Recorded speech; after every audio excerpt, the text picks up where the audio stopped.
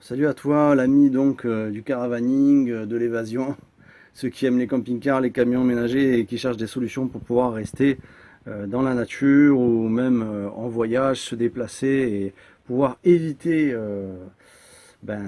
ce système où on est obligé d'utiliser du gaz ou alors certains ont des poêles dans les camions, enfin trouvent des solutions pour chauffer.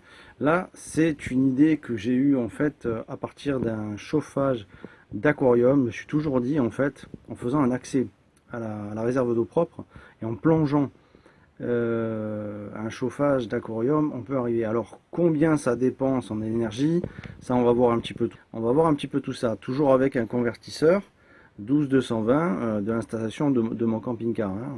On est en solaire, il n'y a vraiment pas de triche, il n'y a pas d'électricité. Voilà. Donc on va voir un petit peu tout ça. Là on va voir un petit peu déjà le degré de l'eau. Hein, et on en parle après, quand je commence à plonger le chauffage.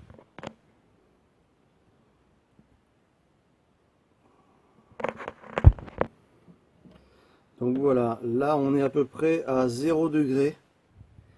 Donc on est à peu près entre 0 et 2 degrés hein, pour l'eau.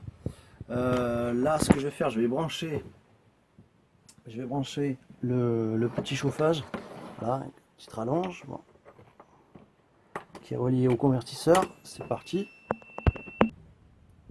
Donc voilà, là le convertisseur est bien allumé. Il va commencer à chauffer. Donc voilà, là on voit voilà, on voit qu'il s'est allumé, il n'y a pas de problème. On voit le témoin. À savoir qu'il faut faire très attention avec ces appareils, ces chauffages, parce que en fait, si vous le laissez allumer hors de l'eau, ça pète. Hein. C'est un verre qui va chauffer et qui va péter. Donc vous le mettez rapidement dans l'eau. Je vais me libérer les mains pour le fixer correctement et je continue le film. Voilà, juste avant de continuer, je peux vous dire que c'est vraiment brûlant. C'est vraiment très chaud. Hein. Quand on touche la résistance, on a le sentiment que ça va chauffer l'eau très rapidement. Donc voilà. Donc ce que je suis en train de constater, là on est à peu près à 25 degrés. Donc pour ce qui est de la question de est-ce que ça peut pas faire fondre le plastique de la réserve d'eau propre et tout, bon en aucun cas.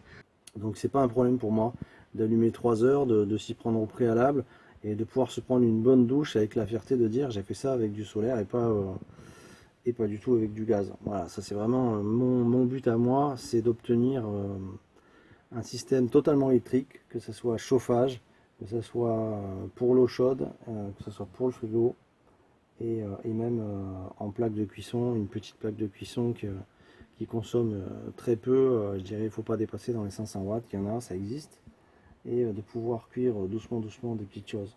Voilà, à voir en test par la suite, progressivement je le ferai, je vous montrerai tout ça. Ce que je peux vous dire, c'est qu'en chauffage, je suis au point, c'est en train d'arriver, je suis en train de le monter, vous le verrez dans une prochaine vidéo. Et par contre, pour ce qui est de l'eau chaude, ça m'a complètement conquis, je vais vraiment l'installer correctement. Et je reste sur l'électrique. Voilà, je reste sur l'électrique. C'est vraiment le truc de rester autonome, de pouvoir se passer complètement de tout ce qui est combustible. Donc voilà, on touche les 30 degrés, après même pas 3 heures, on touche les 30 degrés, bon ben voilà, ben c'est parti pour une bonne douche. Le système, moi, me convient et dorénavant, je vais faire comme ça.